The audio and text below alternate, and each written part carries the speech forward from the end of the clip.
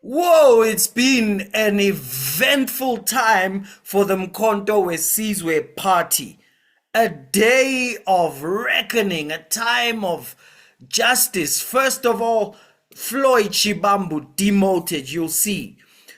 President Zuma applied to extend his court case, but the judge said no ways.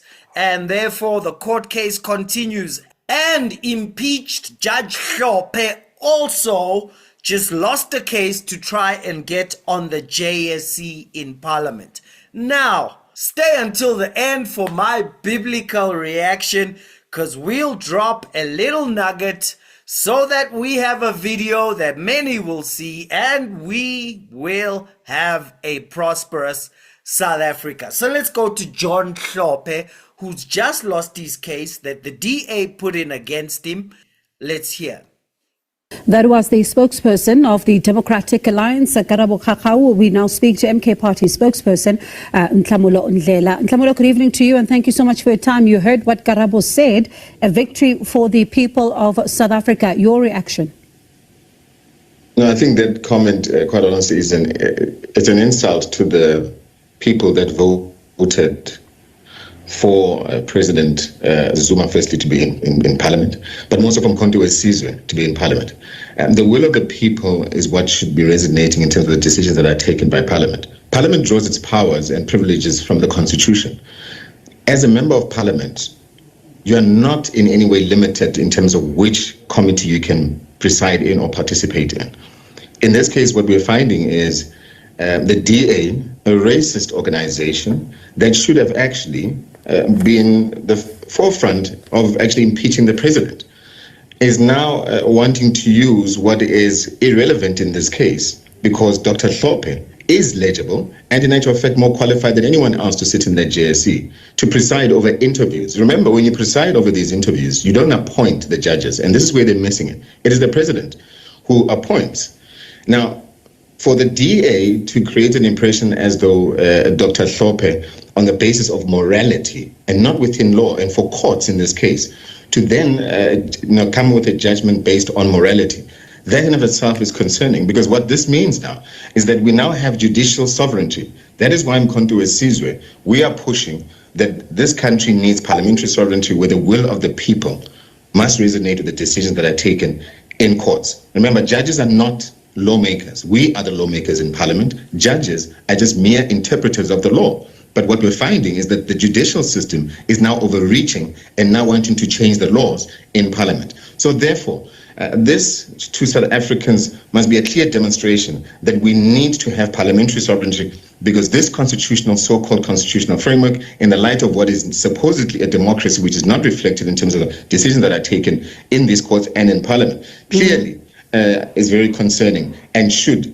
in actual fact, be looked at it in that way. Now, the DA in Nhlamulo says that its reason to, tackle this particular matter and take it to court is that, according to the party, and I quote, it undermines integrity, compromises the legitimacy of any process that, Dr. Hlophe would have been involved in. And for them, they say that they wanted to make sure that this matter upholds the rule of law because, and I'm quoting Karabo, you cannot have a judge that has been impeached and disgraced, then going to such an important body like the JSC.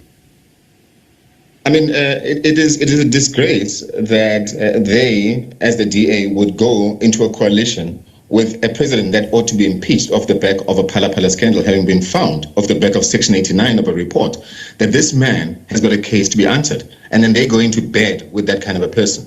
But they want to now question the morality of Dr. Hlophe and the decision that was taken by Parliament. So it cannot be that we allow a racist organization that targets black professionals, to satisfy interests of white monopoly capital and neoliberal posture, to take precedence in terms of those decisions. And by virtue of this outcome, we are not going to take it lying down as Mkhonto Wesizwe. We are going to take this further. We're going to take this right up to the highest court, to the Constitutional Court. We cannot allow the DA to run amok and do as they please, just to serve white racist interests. And sadly, you find a spokesperson who sadly is also a black person representing these same neoliberal white interests. So, that's a disgrace. Apart from paying, the costs, the court is saying that yourselves and Dr. Hlophe must pay legal costs on a punitive scale, also for insults that it says the party would have made in the public domain. How is the MK party processing that? Well, firstly, I mean, they refer to an insult. This is an insult, as I said, to the Constitution. This is an insult to the independence of Parliament. This is an insult to the lawmakers and all honorable members that sit in that Parliament that are there to make decisions on behalf of, the electorate that elected them into Parliament. This is an insult to the people that died for this democracy. This is what this judgment is. Nothing more than that. When it comes to the punitive costs and whatever the case may be, again, very questionable. 3 unelected judges coming to that conclusion. That is why Mkhonto Wesizwe, we're calling upon an audit into the lifestyle audit into all these judges, because some of these decisions that are being taken, quite honestly, are very questionable. Punitive costs on the basis of what?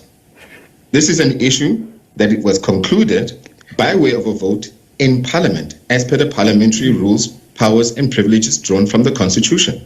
Why should 3 unelected judges preside over a matter in the first place on the basis of morality when the law has taken its course inside of Parliament and lawmakers had made that decision? Nhlamulo, are you saying, and am I hearing you correctly, are you saying that the courts are not the platform to ventilate matters that take place in Parliament? Is that what you're saying? I am saying that lawmakers make the law. Yeah. Judges are just mere advocates that are supposed to interpret the law, not even implement the law. And this is what most South Africans are not seeing here. But what we're finding is that we've given the judicial system too much power. We no longer have sovereignty. At this point, we effectively have judicial sovereignty, because now the judges control our lives, when in actual fact, the laws that are made by lawmakers in Parliament. So we're finding now judges and the judicial system reversing laws that are being made by lawmakers. So are you judging the independence of these 3 judges who made this ruling? Yes, we're questioning that. We've been questioning the judicial system from day one. And That's these 3 and that is part of the reason why, as Mkhonto Wesizwe, we are calling, and we've written a letter that is going to be arriving at the minister tonight that states categorically that we are concerned about certain decisions that are taken, and also we want them to share with us and disclose every single judge's disclosure in the register, so we can actually make a determination, because some of these decisions are quite questionable. As you'd have seen also in the judicial system, ever since we have written a statement, we issued a statement that raised this. There was a judge in the East London that was also caught, involved in fraudulent activities. So the judicial system is not clean. These are individuals that are also open to influence. These are individuals that also vote. So we cannot just take a posture that says that judges are clean and so therefore the decisions cannot be influenced. No. So is this the Justice Minister that you've written to? There's a clear agenda here. Is this the Justice Minister, just for clarity purposes, is this the Justice Minister that you've written to? Yes. All right. Wow. Okay. So he's basically saying just bring the whole justice system down, bring the whole South African system down, change it all, go back to apartheid governance when it was parliamentary sovereignty, meaning the politicians have the last say. And that has always been their standpoint. But comrades, I have a concern. I have a concern, comrades. Through you, Chair. You know, in this glorious movement of ours for the emancipation of the black majority from neoliberal, imperialist, colonial oppression, the full liberation. You know, our spokesperson, Comrade Chair, through you, our spokesperson, I have a concern. You know, the representation of this mass movement of the people is important, comrades. It's important because the judges do not make, they're not lawmakers. What I'm saying is the judges they are advocates and why are you talking like a coconut? Why are you talking like you are trying to please whites, you? Why are you, Hlophe, even Judge Hlophe, his rights in law, why are you talking? You are a plant, you. You are a plant, you. You are a plant of white monopoly capital. We cannot be represented by comrades who as the MK party, I think we cannot be represented by.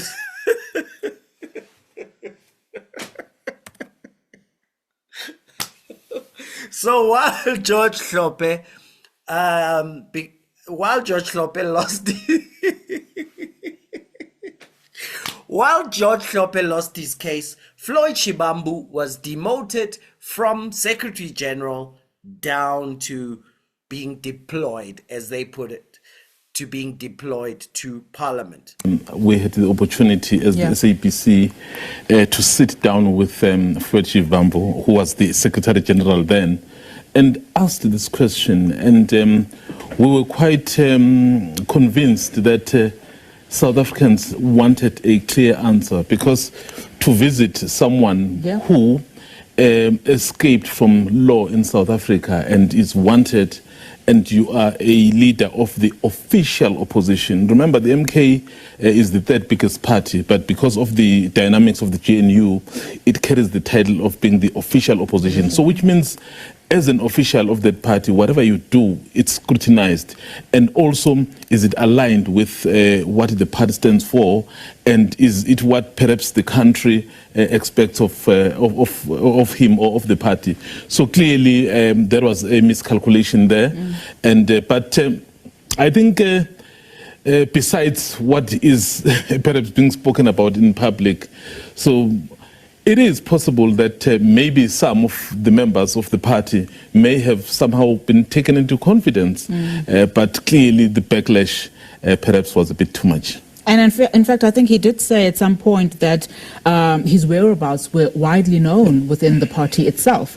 Let's talk now about what this means for Floyd Shivambu. I mean, he was the Secretary General, and he played a role very well for a few months, but the divisions were clear from the onset. Just speak to us about what this possibly means for Floyd Shivambu going into Parliament, and also for the party itself, particularly if you consider that we are going into that local government election, which is so crucial for many parties in this country now.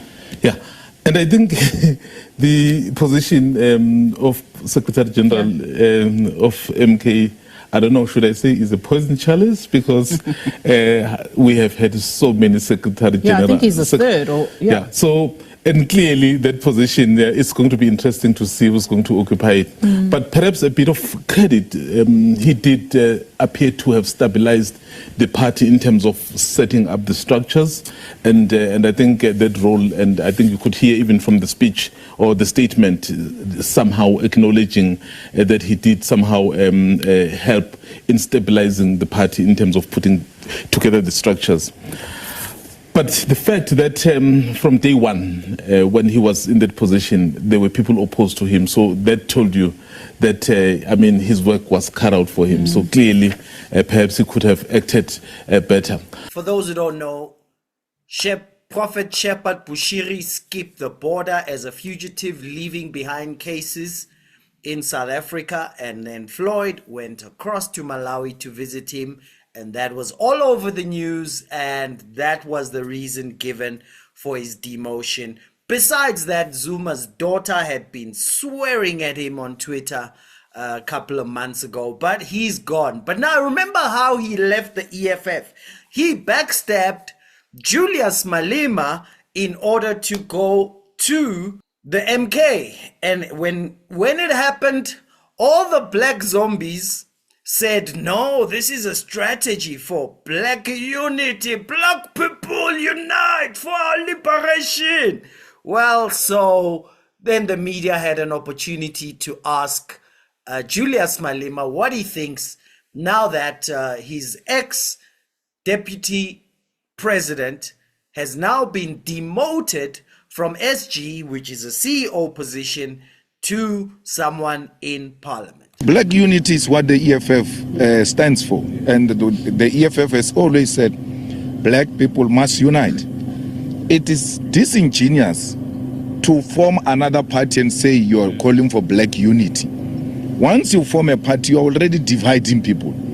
So if you wanted to call for unity of people, you should have joined the EFF and not form a parallel organization. But I've got a problem. Why is this unity of black parties only directed at EFF? They never complain that the ANC doesn't want to unite with them. They never complain that PA doesn't want to unite with them. Every time, EFF. We are not going to allow that. You can see it's not black unity. This is an agenda to destroy the EFF. Because why are they not giving you a report about black unity with UDM? Why are they not giving you a report about all these many black formations that are there? So we don't buy into that story because we believe that it's not genuine. Floyd in Parliament? I don't work with Floyd anyway. Parliament or soccer match or anything. I don't work with Floyd. I'm going into a Floyd. So I'm not getting involved. I agree in the end. So it's not our problem. We are in Parliament. We are working in Parliament, and that's it. If he comes to Parliament, he will find us rolling. So when he says, I agree, he's saying, where is mockingly saying, where was he going? Now he's getting demoted. Now, the last thing in the MK is you have the case we have followed forever and ever. The corruption case against former President Jacob Zuma and French arms company Thales. Back in the Pietermaritzburg High Court today, Judge Nkosinathi Chili is weighing Thales's application to be acquitted on all charges due to the death of key witnesses in this case. Zuma's legal team brought a similar application saying their right to cross-examine witnesses will also be affected.